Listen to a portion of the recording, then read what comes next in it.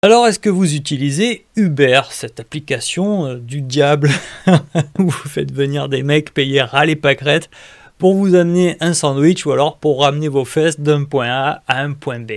Évidemment, c'est sûr que quand on est en ville, qu'on n'a pas de bagnole ou que c'est compliqué, on ne peut pas faire autrement. Après, le transport, c'est vrai, tu arrives, c'est minuit, il n'y a plus de métro, il n'y a plus de taxi ou c'est trop cher, peu importe. Uber, c'est très confortable. J'étais à Marseille avec des collègues, 41 ans d'un pote. Évidemment, on a tourné entre le resto, un ou deux bars. Après, on est sorti. On a tout fait en Uber. Et évidemment que j'ai compris l'intérêt principal. C'est que chaque fois que tu attends un quart d'heure à Marseille, tu as envie de savoir quand est-ce que ça va s'arrêter. Parce que tu as toujours 2-3 types. Ouais, en 15 minutes, c'était 2-3 types qui viennent te proposer un truc. Ça peut être n'importe quoi. Ça va de la cocaïne à aller faire une soirée quelque part avec eux. Mais en général, tu as envie de savoir quand est-ce que le mec il vient te récupérer. Allez, on va regarder ça, on va essayer de passer 15-20 minutes, pas plus, si ça déborde, c'est la vie. En tout cas, il y a une thèse sur Uber que j'ai partagée moi-même sur le site Snowball. Je la parcours, regardez très rapidement, elle est quand même assez grande, donc on va pas pouvoir rentrer dans tous les détails. Je vais couvrir certains points, et pour ceux que ça intéresse, justement, si c'est écrit, c'est pour que vous puissiez aller la consulter sur ce site. Alors la première caractéristique d'Uber, c'est sur la cartographie financière, où vous voyez, il y a plutôt du vert ou du neutre, à savoir que Uber aurait une bonne croissance, une bonne rentabilité, un bon bilan. On va revenir sur quelques-uns de ces points en décrivant plus loin ce qui se passe dans cette entreprise. Ce qui est important de noter à cette étape-là, c'est qu'en fait, c'est la première année où Uber est rentable. Voilà, historiquement, Uber, c'est une entreprise qui a acheté des parts de marché en allant chercher l'argent des actionnaires et pas ceux des clients. Voilà, c'est un petit peu comme ça que ça se passe. Donc vous déployez le service, vous faites venir les gens, vous engagez les frais, les actionnaires payent pour ça, et ensuite vous attendez de monter la masse critique des clients et d'atteindre le point mort d'avoir suffisamment de clients pour enfin être bénéficiaire. C'est ce qui vient de se passer sur Uber. Financement de toute la plateforme et du déploiement de cette histoire partout où ils pouvaient dans le monde, là où ça avait du sens. Et c'est la première année où Uber devient bénéficiaire. Alors on va parler rapidement de ces histoires de comprendre le business d'une entreprise, etc., etc. Pourquoi on fait ça? C'est extrêmement simple. Quand vous faites une valorisation, en fait, vous allez essayer de déterminer le prix d'une action dans le futur. Pour déterminer le prix d'une action dans le futur, étant donné que la valeur dépend des bénéfices, ça on rentrera dans le détail dans une vidéo dédiée sur la valeur. En gros, le but du jeu, c'est d'avoir une idée sur les bénéfices d'une entreprise dans 10 ans. Et pour ça, vous pouvez faire ce que tout le monde est capable de faire, à savoir prendre les bénéfices d'aujourd'hui et appliquer un taux de croissance. Voilà, vous regardez potentiellement le passé d'Uber, vous voyez que Uber grossit de 20% par an, et du coup, peut-être que sur 10 ans, les bénéfices vont être multipliés d'abord par 2 sur 3-4 ans, puis encore par 2 sur 3-4 ans qui suivent, donc ça ferait des bénéfices multipliés par 4, et ça, cette extrapolation, elle est purement mathématique. À partir de là, si vous vous posez la question de la compréhension du business, de pourquoi les clients choisissent Uber ou pas Uber, s'il y a de la concurrence, s'il y a des risques que finalement les gens aillent prendre le robot taxi de Tesla, tout ça c'est tout simplement pour venir donner, entre guillemets, un coefficient de certitude et de qualité dans votre avis concernant ces fameux bénéfices futurs, puisque s'il n'y a pas de bénéfices futurs, parce qu'entre-temps, Uber n'a plus de clients, si tout le monde commande les robots taxis de Tesla, vous avez beau avoir fait un super calcul mathématique de projection du bénéfice multiplié par 5 dans 10 ans, en fait ce calcul ne vaut rien. Donc l'ensemble de ce qui est écrit dans cette thèse est censé vous donner des informations pour que vous essayiez par vous-même de juger si oui ou non vous avez confiance dans la capacité d'Uber de développer encore plus sa clientèle dans les 10 ans qui viennent et d'avoir une politique de prix qui font qu'ils gagneront 4 ou 5 fois plus d'argent dans les 10 ans qui viennent. Et là, évidemment, quand on parle d'Uber, vous comprenez à quel besoin répond Uber. Avant, on avait le métro qui s'arrêtait, je crois, à Paris, c'est quoi que ce soit entre 23h et minuit, suivant les jours. Les taxis, c'est à des endroits spéciaux, c'est compliqué d'en trouver, t'en trouves pas à toute heure. Et là, voilà, il y a toute une histoire de couverture du besoin qui n'était pas assurée. Plus l'habitude des gens maintenant de tout faire avec le téléphone, etc., etc. Donc Uber, c'est avant tout la disponibilité d'un moyen de transport pour ceux qui n'en ont pas, et qui n'est pas concurrençable sur un aspect très précis, qui est le fameux porte-à-porte. Voilà. Chaque fois que vous vous intéressez à une entreprise de transport, quelle qu'elle soit, le challenge, c'est le dernier kilomètre, que ce soit Amazon, que ce soit Uber, que ce soit le train, l'avion, n'importe qui fait de la livraison ou du transport de passagers.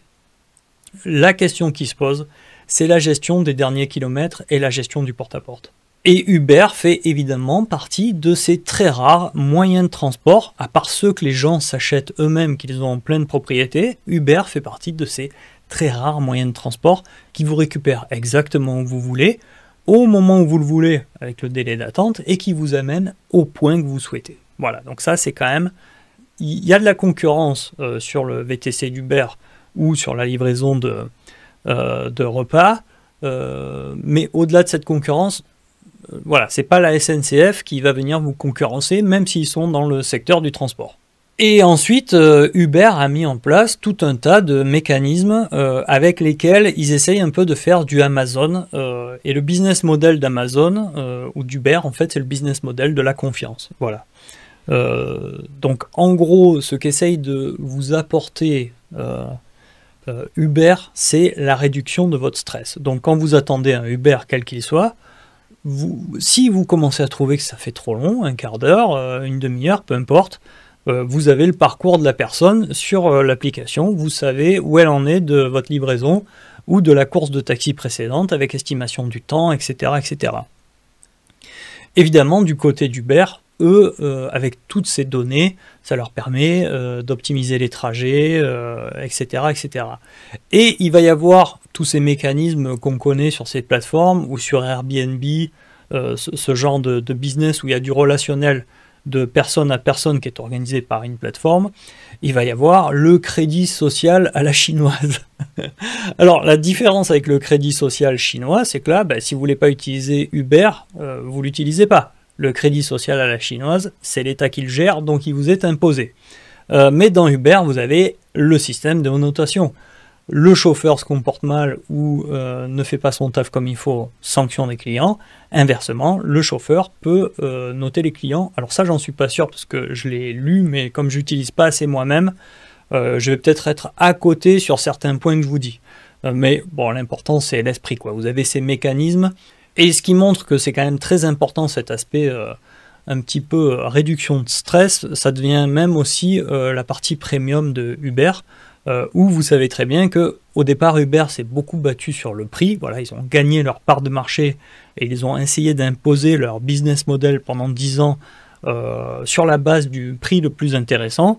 Mais une fois que vous avez des clients qui font partie de votre clientèle, en fait, vous vous rendrez compte que eux vous expriment des besoins liés avec des besoins de garantie sur la disponibilité, des besoins de services premium, etc., etc. Et ces gens-là sont prêts à payer plus cher une fois qu'ils ont adhéré à votre système et qu'ils font pleinement confiance à la plateforme. Donc aujourd'hui, il y a un petit peu cette dualité d'Uber entre ce que c'était à la base, un taxi low cost à la demande sur application, et qui a, au fur et à mesure, essayé d'hybrider sa promesse commerciale de base avec cette partie service premium.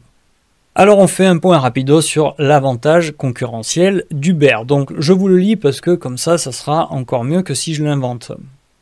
Donc Uber bénéficie de plusieurs avantages concurrentiels durables. Le plus notable est l'effet de réseau puissant.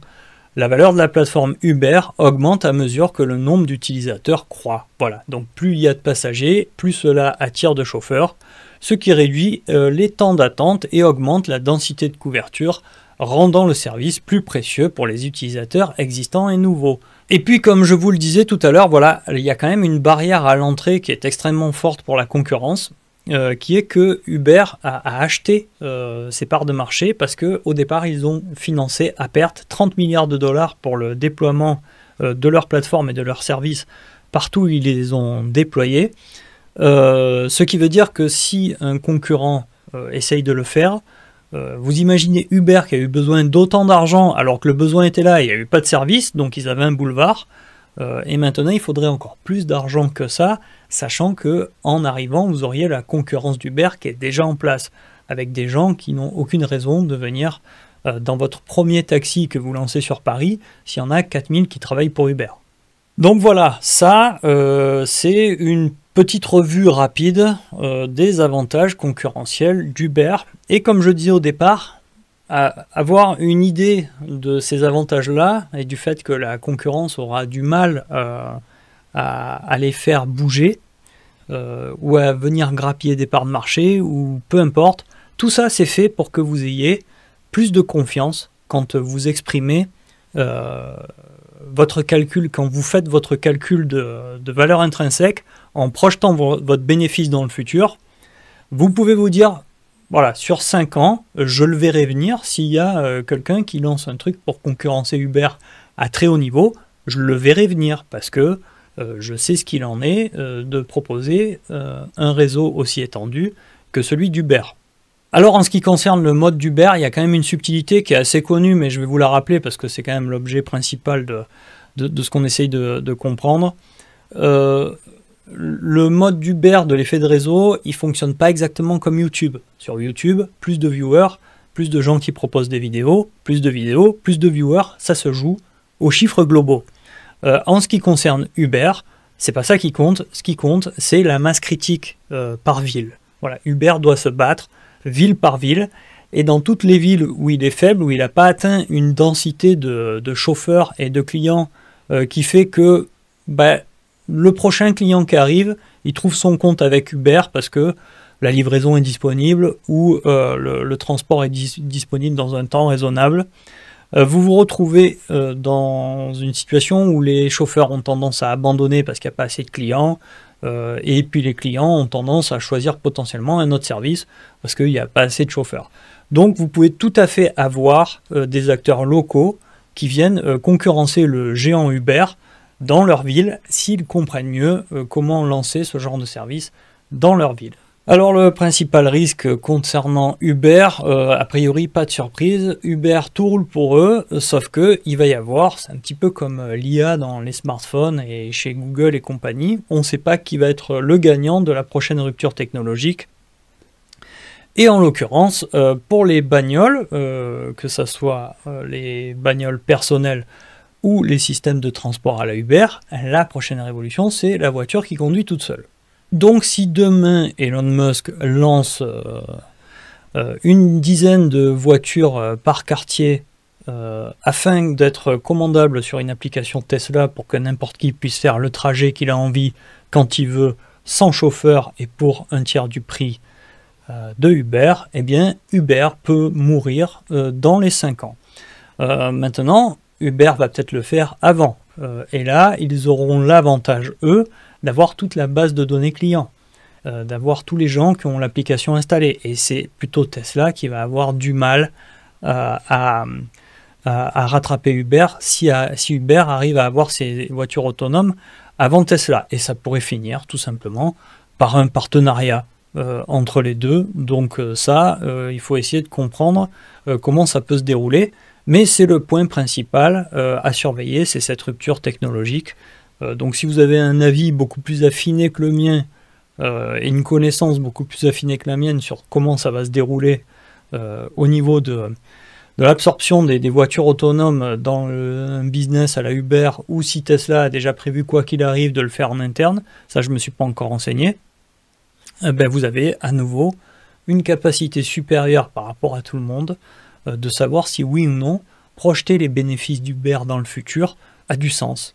Donc voilà, pour conclure rapidement, on en arrive au fait que Bill Ackman a fait un énorme pari sur Uber. Donc Bill Ackman, c'est un des très connus super investisseurs américains à la tête du fonds Pershing Square Capital, et comme tous les mecs un peu connu dans le monde de l'investissement, c'est forcément à un moment donné considéré comme le prochain Warren Buffett.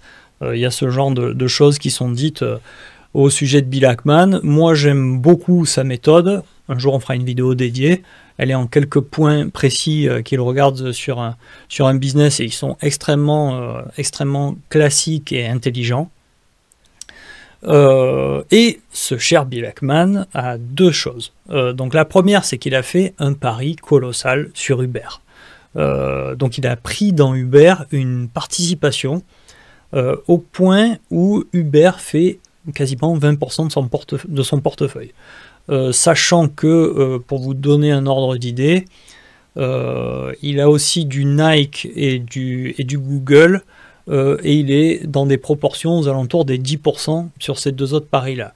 Donc là, c'est vraiment une conviction chez lui qui est supérieure à l'investissement Google ou à l'investissement Nike, qui est plus conventionnel. Alors la particularité de Bill Ackman, c'est que en fait c'est un investisseur qu'on appelle activiste, c'est-à-dire que lui, quand il prend d'énormes parts dans une entreprise, il va revendiquer d'avoir une place au conseil d'administration pour influer sur les décisions de l'entreprise. Donc ça, faut le savoir, et là je pense que ça va probablement être le cas, parce que Bill Ackman a également pris des parts dans l'entreprise Hertz, qui elle, en elle-même, a un bilan relativement quelconque, voire douteux, si ce n'est que, voilà, dans tous les cas, Hertz, vous pouvez toujours l'acheter pour moins cher que la valeur de flotte de véhicules qu'elle possède.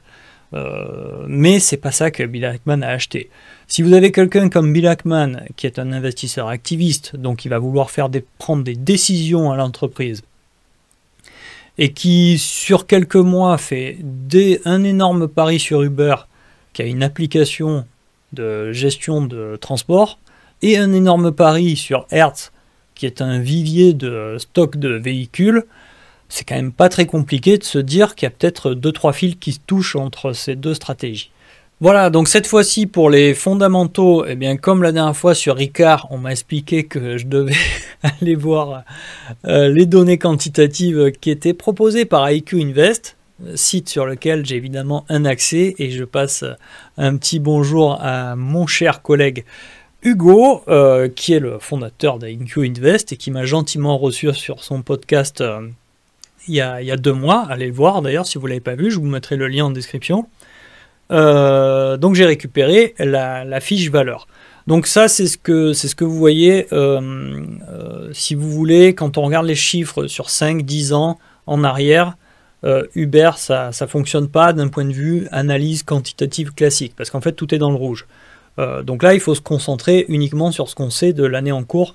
Donc on aurait un ROIC sur un an qui s'approche des 20%. Donc le ROIC, c'est la rentabilité des bénéfices par rapport aux capitaux engagés au travers de la dette ou de ce qui a été collecté auprès des actionnaires. Donc l'ensemble des moyens qu'ont mis les actionnaires et les banques à disposition d'Uber, sachant qu'Uber c'est principalement financé auprès d'actionnaires, aujourd'hui, par rapport aux bénéfices qu'Uber dégage, il y a une rentabilité de 20% sur ces capitaux mobilisés, ce qui est relativement excellent. Faut dire ce qui est, parce que ça veut dire que c'est la capacité qu'a l'entreprise de croître dans le futur.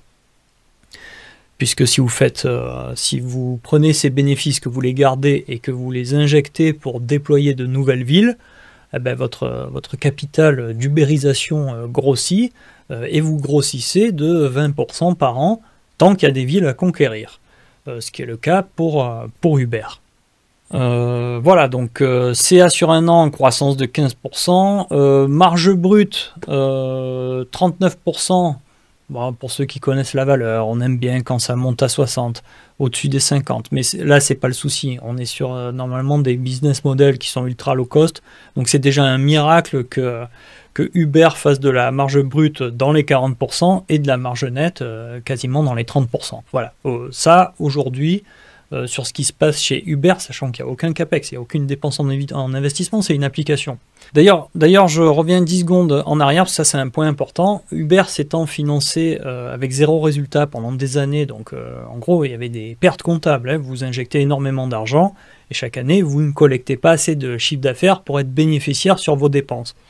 Donc aujourd'hui, Uber a une ardoise qui a été financée par ses actionnaire de 33 milliards de dollars de pertes. Et c'est comme vous aux impôts, hein. Vous avez perdu un petit peu d'argent en bourse l'année d'après, quand vous gagnez de l'argent en bourse, vous déduisez ce que vous avez perdu l'année d'avant. Donc la particularité du bénéfice des cash flows de Uber à partir de maintenant, c'est qu'ils vont être extrêmement détaxés au regard du fait que Uber va pouvoir répercuter une très grande partie de ces 33 milliards de pertes accumulées depuis plusieurs années sur les bénéfices qui sont maintenant réels et qui vont être déclarés année après année. Donc les bénéfices sont plus gros que ceux des autres entreprises grâce à cet actif caché qui est cette perte comptable historique.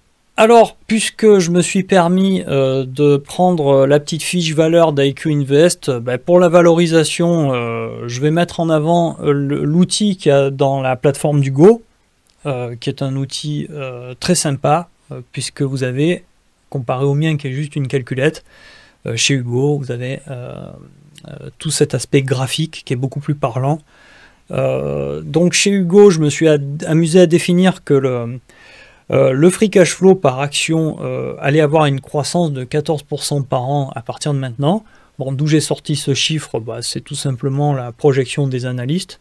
Donc moi, les analystes, je leur fais pas confiance pour définir le prix ou la certitude qu'ils ont sur le business, ça c'est mon avis, mais je leur fais extrêmement confiance, parce qu'eux, ils connaissent, ils analysent vraiment le business pour proposer un avis sur le chiffre d'affaires et les bénéfices de l'année prochaine. Donc là, on est quand même au mois de juin, et les gars, ils ont les yeux sur tous les indicateurs. Eux, ils sont capables d'anticiper les bénéfices tels qu'ils seront déclarés par les entreprises à la fin de l'année.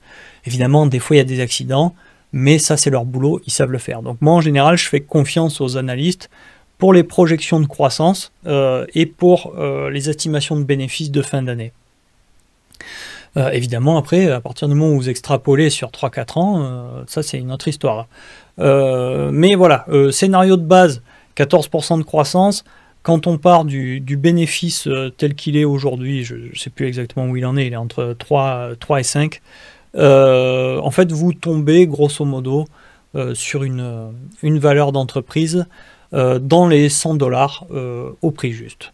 Voilà. Voilà, ensuite, pour ceux qui ont vu les vidéos précédentes, vous connaissez tout à fait le principe. Une fois que vous avez repéré une thèse sur ce site, qui est d'abord un club d'investissement où on partage nos idées, et un grand merci à vous parce qu'on a dépassé les 100 membres de ce club cette semaine. Donc vous pouvez voir par ailleurs que l'idée précédente, eh bien, c'était Essilor Luxottica, à nouveau de la part de Nicolas. Grand merci à toi Nicolas.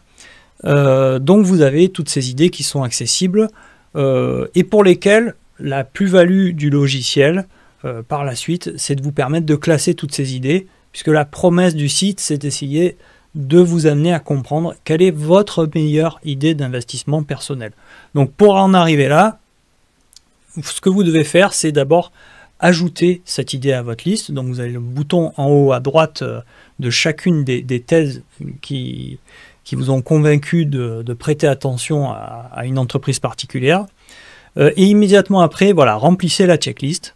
Donc ça, c'est les 31 critères qui ont été puisés dans la littérature des super investisseurs, Philip Fisher, Peter Lynch, Warren Buffett, les lettres aux actionnaires, tout ça, c'est des gens qui ont partagé avec eux des critères bien spécifiques sur lesquels ils prêtaient attention, sur lesquels ils insistaient, eux, dans leur mécanisme de sélection, afin de filtrer si oui ou non des investissements étaient de bonnes idées. Donc vous remplissez cette checklist. Donc moi là par exemple j'en ai noté une que j'ai laissée en je dois me renseigner parce que j'ai pas encore tranché où en était Uber sur ce sujet-là, et ce sujet-là tout le monde le connaît. C'est voilà, le succès de l'entreprise se construit-il aux dépens de parties prenantes clés, clients, fournisseurs, partenaires. Et évidemment Uber c'est avant tout des chauffeurs que on sait pas trop d'où ils viennent et on sait pas trop quel est leur statut, et puis il y a eu des histoires de procès, est-ce qu'il devait être employé, pas employé, auto-entrepreneur, peu importe. Il y a toute cette histoire sur le fait que potentiellement Uber abuserait de ce partenaire ou de ce fournisseur, on ne sait justement même pas le classifier. Mais voilà, je ne sais pas trop où ils en sont de tous ces procès, où ils en sont de l'insatisfaction de ces chauffeurs, peu importe, vous comprenez la raison pour laquelle j'ai par exemple laissé « je dois me renseigner à ce critère ». Ce qui par ailleurs se retrouve sauvegardé, et après voilà, je passe à autre chose, et dans un an, quand je reviendrai sur Uber et que je montrerai le résumé de ma checklist, je saurai immédiatement, ah oui c'est vrai que sur Uber, il y a quand même ce sujet, et ça quand vous suivez 10, 15, 20 boîtes qui font partie de votre liste, c'est quand même très appréciable d'avoir ce pense-bête qui vous remet directement en face des yeux les problèmes que vous aviez identifiés. Et puis voilà, quand vous avez rempli cette checklist, eh bien, vous pouvez également faire la valorisation. Et ensuite, une fois que vous avez fait ce travail-là, eh bien, Uber a intégré votre liste et bénéficie au travers de votre note d'une position dans le classement. Donc, si vous décidez de classer votre liste par qualité, ben moi, ça fait de Uber une entreprise qui se retrouve plutôt milieu de tableau. Voilà, donc c'est pas ma meilleure idée. Après, comme je l'ai conclu dans les vidéos précédentes, l'avantage de mes idées milieu de tableau, c'est qu'elles sont pas non plus mauvaises. Hein. Déjà, on est sur des thèses partagées par, vous allez voir, des gens qui ont fait une analyse déjà très sympa. Ensuite, on fait de la qualité. J'ai de la certitude à 90%, de la qualité quasiment à 80% des critères que proposent les super investisseurs sont couverts. Donc même si c'est milieu de tableau, c'est quand même pas mal du tout. La particularité, c'est que ces actions de milieu de tableau, du Uber, du Nike, qu'est-ce que j'ai d'autre plus bas, je les ai même pas. Du LVMH, du Ricard. Donc tout ça, c'est des entreprises où voilà, j'ai des points de surveillance, des choses qui me gênent. Mais en ce moment, eh bien, le scénario standard, le prix standard est accessible. Voilà, ça c'est ce que me donne le logiciel comme plus-value.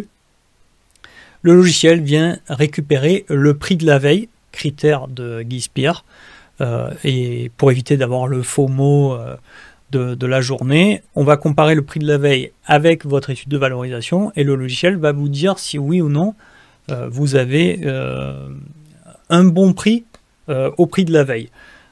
Et moi, voilà, c'est plutôt en ce moment dans mes entreprises milieu de tableau, alors sachant qu'au-dessus, voilà, au-dessus, celle qui est vraiment plus haut, comme par exemple Texas Pacific Land Corporation, qui est une des plus performantes des 10 ou 20 dernières années, hein, qui a fait aux États-Unis 2 fois mieux que Google, qui a des marges brutes à 99%, parce que c'est que de la location de terrain pour des gens qui forent du pétrole.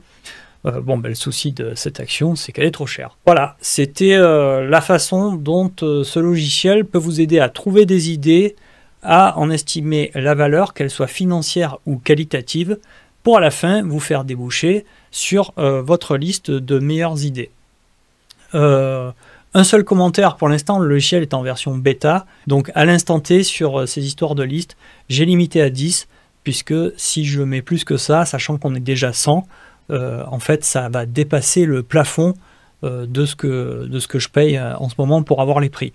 Donc on n'en est pas là, on fait un petit peu de la mise en place de tout ça ensemble. Si vous avez quelques suggestions, que ce soit remarques ou questions, vous les mettez en commentaire. Je les traiterai soit dans une vidéo, soit on échange un peu dans les commentaires quand je trouve le temps. Et puis, je me demande quand même si au bout de 45 minutes, il y a encore des courageux qui ont décidé d'aller jusqu'au bout de cette vidéo. Si c'est le cas, faites-moi un petit coucou en commentaire. Je serais curieux de voir qui est toujours là au bout de 45 minutes minimum. Allez, je vous souhaite à tous une excellente fin de journée et à très bientôt.